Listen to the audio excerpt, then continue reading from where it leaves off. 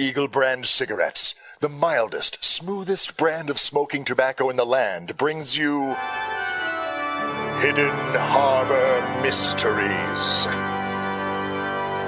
Tonight's story takes us to the mysterious city of Hidden Harbor. It is a time of war and hardship for millions of Americans, many of whom live in a city of lies and corruption. But there are those who will fight for truth and justice in this hard, broken city, including a sassy apparition who, having saved the day for a family of 3 running the insidious gauntlet of Luddett's Neighborhood Watch, finds herself in the clutches of its leader, a lecherous limey by the name of Michael McBrion. We'll join our story again in a moment, but first... Friends, are you concerned about smoker's choke? It's that burning, choking feeling in the back of your throat you get from smoking cheap, no-brand cigarettes? Well, friends, try Eagle cigarettes. For their smooth, smoky taste and refreshing zip of energy with no burn and no smoker's choke. 9 out of 10 doctors interviewed say Eagle cigarettes are the safest, smoothest, and most satisfying brand they've ever tasted.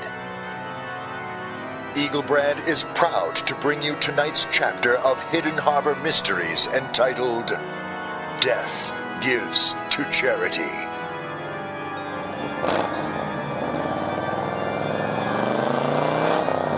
Did you forget about me? What?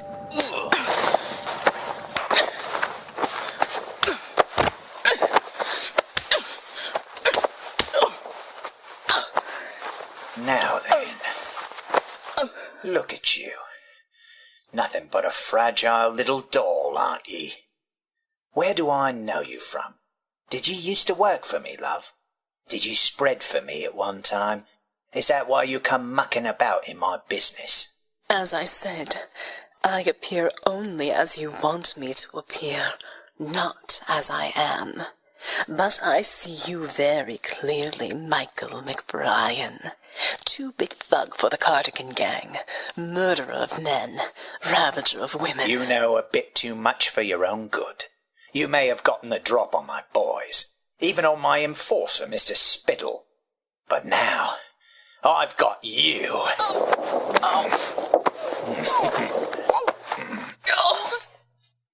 You are going to regret this, Michael. Oh no, dear. You are going to hurt very much.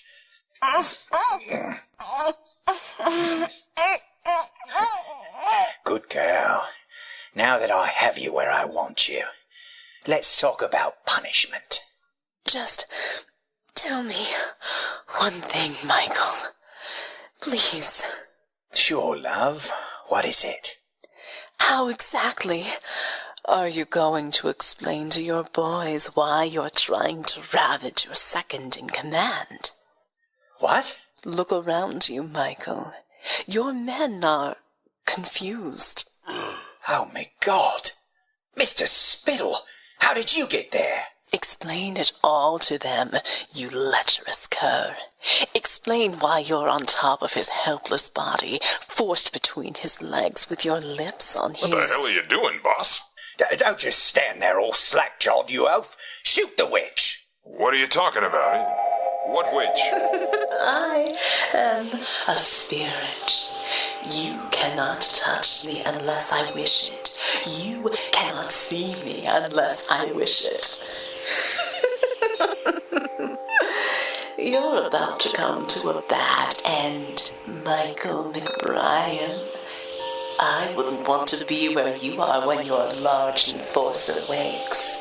He's a pound of flesh kind of man, isn't he? What? Oh, no. I can explain. Mr. Spittle will need a little more explaining than that, boss.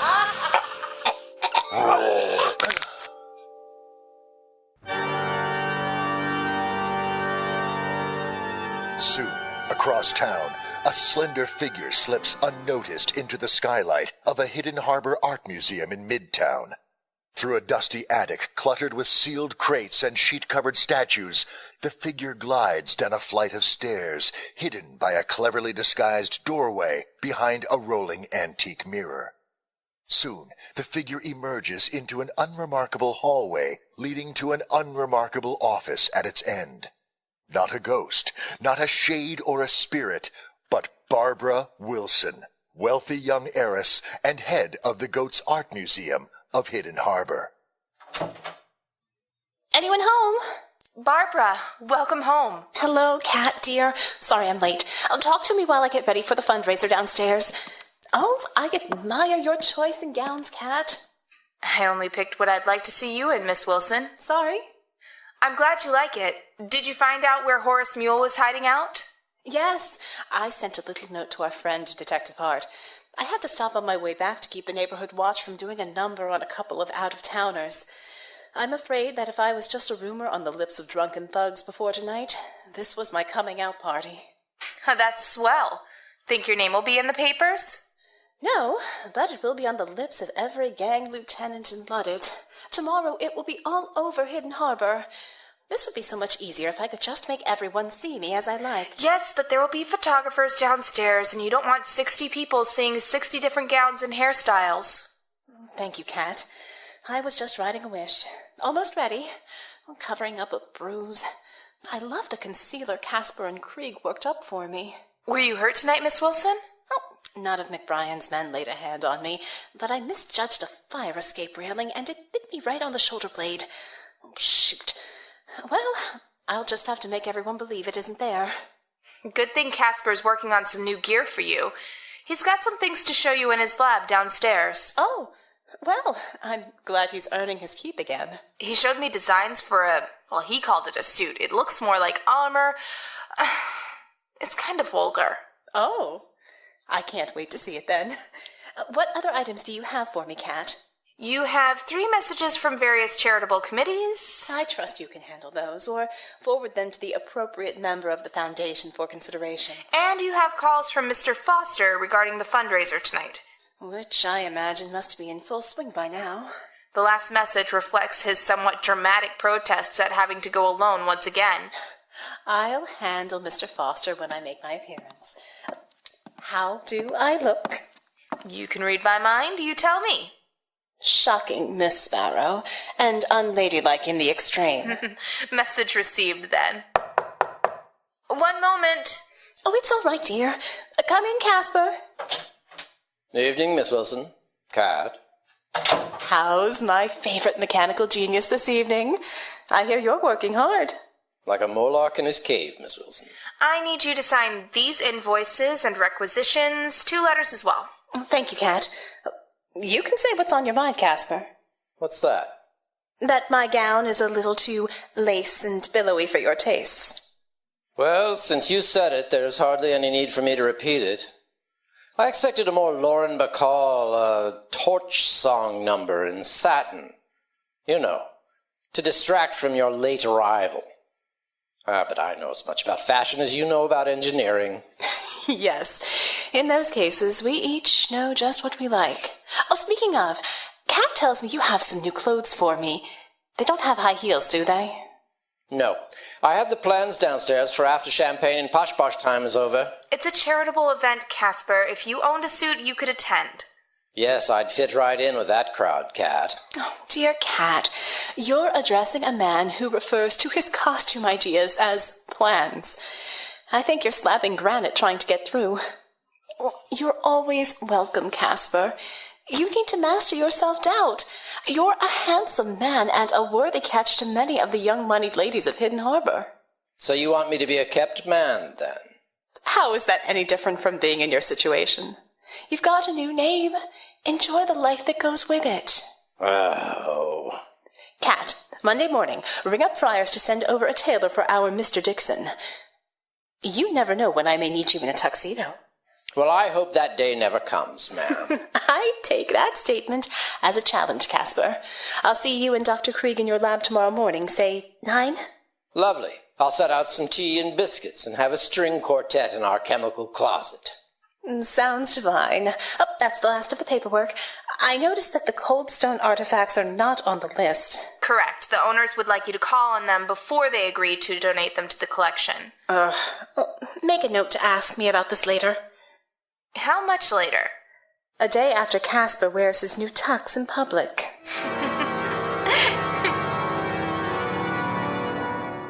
2 stories below, in the old stone chambers of the Goat's Art Museum, some of Hidden Harbor's wealthiest and most influential citizens are gathered as guests of the Harbor House Orphanage Charity Event, an event hosted by Barbara Wilson each year to ensure the lost boys of Hidden Harbor have hope for a brighter future.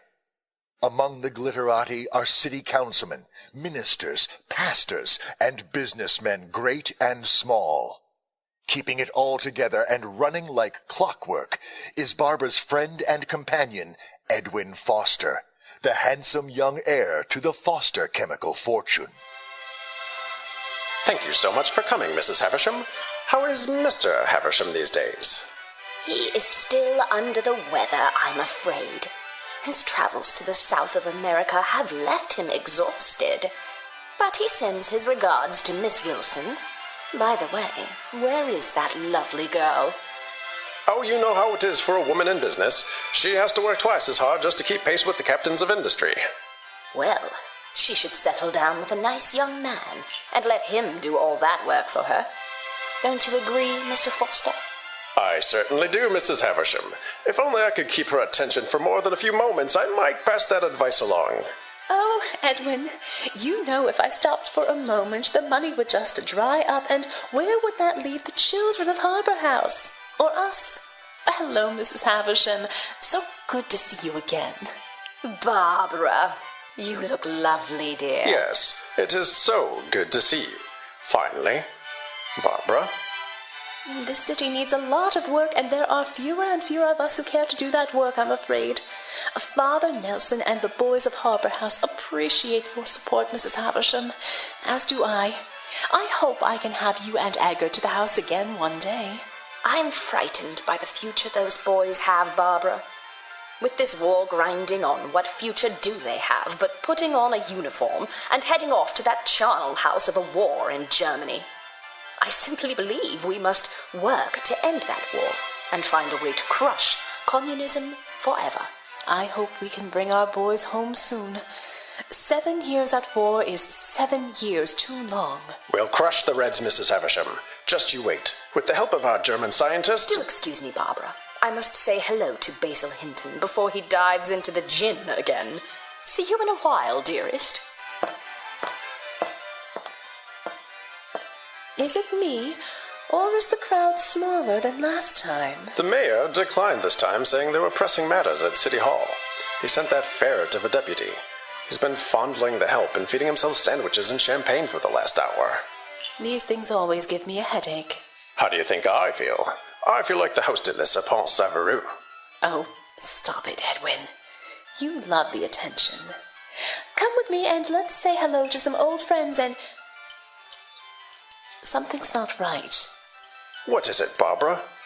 The servers aren't from Henri's. No, these are replacement caterers from Julian's. Henri's was closed by the health department this morning. They aren't servers. They what? Get upstairs right now and call Chief Grayson. Do it quietly and do it now. Why? All right, my dear. Amelia, may I have a word with you in the back? Slowly mingling with the guests of the party, Barbara Wilson keeps a keen eye on the men and women serving food and drink.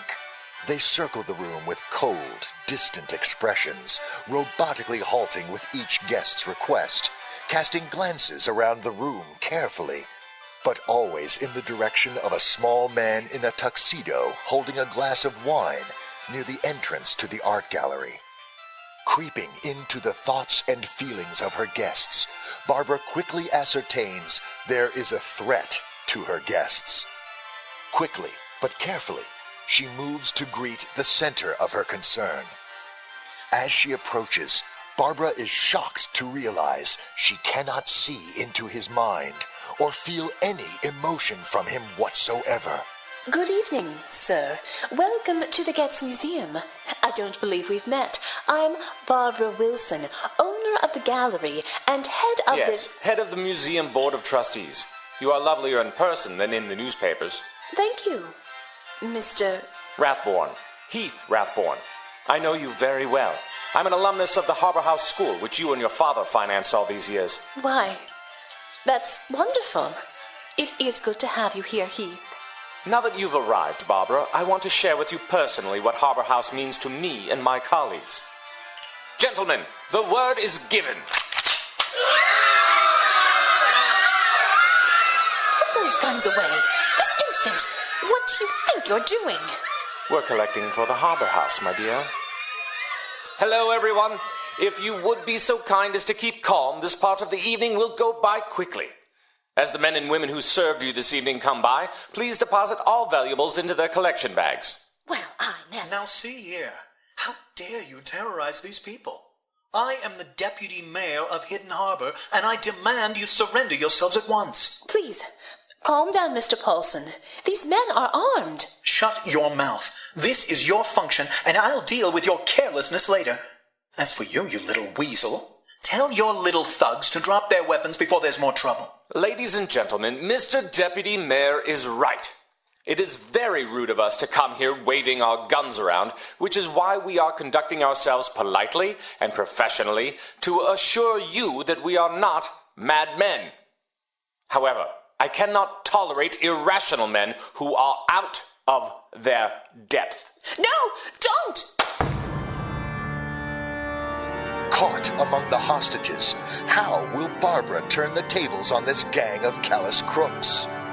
Will she reveal her secret of supernatural power in front of Hidden Harbor's elite citizenry? Who is this mysterious man called Heath Rathborn, and why is Ghost unable to read his thoughts? Tune in tomorrow as Eagle Cigarettes brings you another chapter of Hidden Harbor Mysteries.